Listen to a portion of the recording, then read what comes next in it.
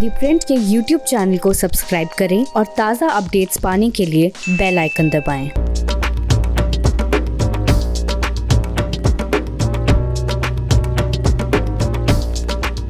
मध्य प्रदेश के मुख्यमंत्री शिवराज सिंह चौहान ने अपने पूर्व के कार्यकाल में, यानी कि जो उनका पिछला टेन्योर था, उसमें उन्होंने एक मिनिस्ट्री ऑफ हैप्पीनेस की स्थापना की थी।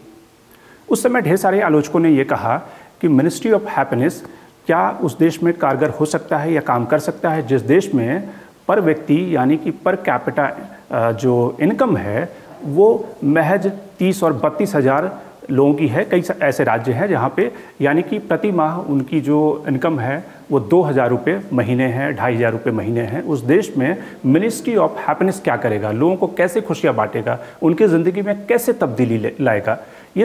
ढेर सारे उनके आलोचकों ने उस समय कहा था। अब शिवराज सिंह चौहान ने एक नई पहल करते हुए पहली बार देश में काऊ कैबिनेट की स्थापना की है। जी हाँ, यानी कि गौ मंत्रालय। ये मंत्रालय क्या करेगा, शिवराज सिंह चौहान इसके जरिए क्या करना चाहते हैं, उनकी पॉलिटिक्स क्या है, क्या वो कहीं अपने को एक तरह से कंसोलिडेट कर रहे हैं अपनी पोजीशन, क्या वो संघ के एजेंडे को आगे परसू कर रहे हैं, या सचमुच इस नई पहल से जो रूरल इकोनॉमी है, ग्रामीण अर्थव्यवस्था, उसमें कोई तब्दीली आएगी। तो प्योर पॉलिटिक्स में बात शिवराज सिंह चौहान के काऊ कैबिनेट की, और साथ ही गुपकर अलायंस की भी बात करेंगे कि किस तरह से अमित शाह ने जो गुपकर और ख़ास करके उसका जो तर्जुमा लोगों ने बनाया है गुप्तचर गठबंधन, उसके क्या मायने हैं और क्यों जम्मू कश्मीर के जरिए पूरी देश में एक पोलराइजेशन की नई पॉलिटिक्स खेलने की कोशिश हो रही है। मैं हूं शंकर एनिमेश।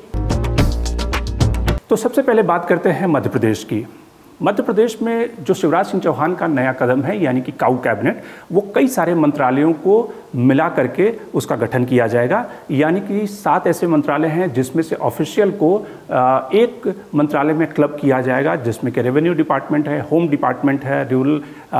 डेवलपमेंट का डिपार्टमेंट है, फॉरेस्ट डिपार्टमेंट है। इन सबको क्लब करके उनके अधिकारियों को मिलाकर एक यूनिफाइड मिनिस्ट्री होगी जो कि काऊ बेस्ड इकोनॉमी को रूरल इलाकों में, ग्रामीण क्षेत्रों में प्रमोट करेगी और वहाँ पे लोगों को एम्प्लॉयमेंट मिल सके उस काऊ इकोनॉमी से, इसके लिए सरकार प्रयास करेगी। अब सवाल ये है कि जो काऊ बेस्ड इकोनॉमी है, या कहें कि गाय, मोदी सरकार की प्राथमिकताओं में काफ़ी ऊपर रहा है और इसीलिए राज्य सरकारें अपने अपने ढंग से उसको अलग अलग फॉर्मूले के तहत इम्प्लीमेंट करती रही हैं। जब प्रधानमंत्री नरेंद्र मोदी ने शपथ ली थी तो उन्होंने पहली बार राष्ट्रीय कामधेनु आयोग की स्थापना की थी और उसके लिए सबसे पहले 500 करोड़ 500 करोड़ का बजट एलोकेशन किया गया था और वल्लभ भाई कथोरिया जो एक ज़माने में वाजपेयी सरकार में मंत्री थे, उनको उसका चेयरपर्सन बनाया गया था। और ये पूरे देश भर में किस तरह से काऊ बेस्ड इकोनॉमी डेवलप करे, उसका विस्तार हो, उसके लिए काम करता रहता है। कई सारी राज्य सरकारों ने जो काऊ शेल्टर, गौशालाएं हैं, उसके लिए अलग बजट का एलोकेशन किया है और साथ ही गौ से, गौहत्या से जुड़े हुए अपने जो पीनल कोड हैं, उसके जो प्रोविज़न हैं, उसको कड़ा किया है। लेकिन शिवराज सिंह चौहान उससे एक कदम आगे निकल गए। उन्होंने कहा कि नहीं, इन सब से जरिए रूरल इकोनॉमी नहीं बढ़ेगा, इसके लिए पूरी मिनिस्ट्री एस्टैब्लिश करने की ज़रूरत है। और उन्होंने उसका ऐलान किया कि वो पूरी तरह से एक मिनिस्ट्री होगी जो काऊ कैबिनेट होगा और उसकी पहली बैठक भी उन्होंने बुला ली है 22 तारीख को। अब सवाल है कि शिवराज सिंह चौहान इसके जरिए, इस मूव से क्या क्या कदम, किस तरह से, उसके पॉलिटिकल मायने क्या हैं। देखिए, इसका सबसे पहला जो पॉलिटिकल इम्प्लीकेशन है कि शिवराज सिंह चौहान जिस तरीके से वहाँ पे मुख्यमंत्री बने हैं, जिस स्थिति में मुख्यमंत्री बने हैं, उस समय बीजेपी हाईकमान की वो पहली पसंद नहीं थे। बीजेपी हाईकमान ये चाहता था कि उनकी जगह पे, ओल्ड गार्ड की जगह पे किसी नए व्यक्ति को मौका देना चाहिए। लेकिन चूँकि मध्य प्रदेश की जो स्थिति थी, जिस तरह का वहाँ पे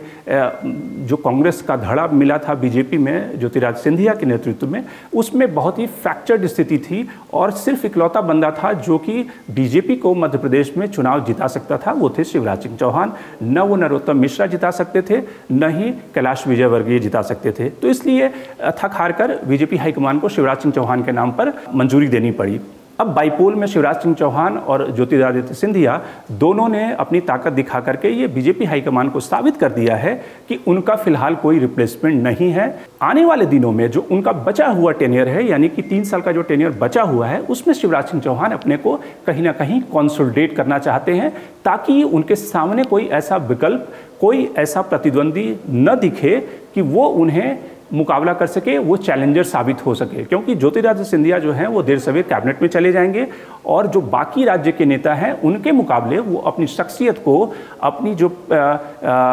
पर्सनैलिटी है और साथ ही जो एजेंडे हैं उसके जरिए वो अपने को मजबूत करना चाहते हैं। चूँकि संघ का ये बहुत ही पसंदीदा विषय है, संघ का ये पेट प्रोजेक्ट है, काऊ बेस्ड इकोनॉमी, तो इसके जरिए शिवराज सिंह चौहान न केवल संघ के जो बड़े नेता हैं उनको भी खुश करेंगे, साथ ही कहीं ना कहीं जो पोलराइजेशन है, जो ध्रुवीकरण है, उसमें उनको इसके जरिए मदद मिलेगी। और एक दिन पहले आपने देखा होगा कि किस तरह से नरोत्तम मिश्रा और शिवराज सिंह चौहान ने ये घोषणा की कि इंटरफेथ मैरिज जो है, जिसको कि लव जिहाद का उपनाम दिया गया है, संज्ञा दी गई है, उसके लिए सरकार एक बिल भी लाएगी और उसको नॉन बेलेबल ऑफेंस बनाएगी और उसमें 5 साल की सजा होगी। तो वो भी कहीं ना कहीं संघ के एजेंडे को सूट करता है और शिवराज सिंह चौहान इसके जरिए एक अपनी कंस्टिट्यूएंसी बना रहे हैं, एड्रेस कर रहे हैं और खास करके जो एक ध्रुवीकरण की राजनीति है उसमें वो अपने को इस्टेब्लिश कर रहे हैं। तो ये तो शिवराज सिंह चौहान की पॉलिटिक्स है, किस तरह से अपने को कंसोलिडेट कर रहे हैं, किस तरह से संघ के एजेंडे को पूरा कर रहे हैं और किस तरह से अपने बचे हुए 3 साल के लिए एक तरह से बिल्कुल बाकी लीडरशिप को किनारे करके अपने को स्ट्रॉन्ग कर रहे हैं। अब बात करते हैं जम्मू कश्मीर की। जम्मू कश्मीर में जिस तरह से पहली बार डिस्ट्रिक्ट कमेटी का जो चुनाव है, जो कि इसी महीने से शुरू होगा, वहाँ पर बाकी जो विपक्षी अलायंस है, जिसको कि गुपकार गठबंधन का नाम दिया गया है और उसमें महबूबा मुफ्ती, फारूक अब्दुल्ला और ढेर सारी पार्टियाँ शामिल हैं, उसके समानांतर बीजेपी अपने को किस तरह से कंसोलिडेट कर रही है, किस तरह से मजबूत कर रही है। क्योंकि जम्मू का जो इलाका है वहाँ पे बीजेपी का स्ट्रांग होल्ड है और वहाँ पे जो सीटें हैं उसमें बीजेपी को उम्मीद है कि उन सीटों पर आसानी से जीत मिल जाएगी। लेकिन जो घाटी की सीटें हैं वहाँ पे बीजेपी की स्थिति उतनी मजबूत नहीं है और नेशनल कॉन्फ्रेंस का अच्छा खासा होल्ड है और बीजेपी को लगता है कि नेशनल कॉन्फ्रेंस उस इलाके में अच्छा करेगी। तो इसलिए धारा 370 के बहाने और किस तरह से जो गृहमंत्री ने कल गुपकार गठबंधन के ऊपर अटैक किया, उसका सीधा मकसद ये है कि वहाँ पे एक पोलराइजेशन की स्थिति हो और साथ ही पोलराइजेशन सिर्फ जम्मू कश्मीर में नहीं हो, क्योंकि पूरे देश में भी बीजेपी को जो आने वाले विधानसभा के चुनाव हैं, जिसमें पश्चिम बंगाल का चुनाव है, असम का चुनाव है, तमिलनाडु का चुनाव है, वहाँ पे एक पोलराइजिंग मुद्दे की तलाश है, जो कि सीए के खत्म होने के बाद या सीए को फिलहाल दफनाने के बाद एक ऐसा मुद्दा जो कि कांग्रेस जिस तरह से वहाँ पे टैक्टिक अंडरस्टैंडिंग या टैक्टिक अलायंस में है, तो वो कांग्रेस को इन राज्यों में कॉर्नर कर सकते हैं। गृहमंत्री अमित शाह और बीजेपी के किस तरह से वो धारा 370 को रिस्टोर करने की कोशिश कर रही है, किस तरह से वो बाहर के देशों की मदद ले रही है। जम्मू कश्मीर में जो उन्होंने महागठबंधन की बात कही अमित शाह ने कि बाहर के देशों के साथ महागठबंधन हो गया है, तो इस मुद्दे के सहारे बीजेपी एक मुद्दों को बाकी जो चुनावी राज्य हैं, जो वेस्ट बंगाल, असम या तमिलनाडु,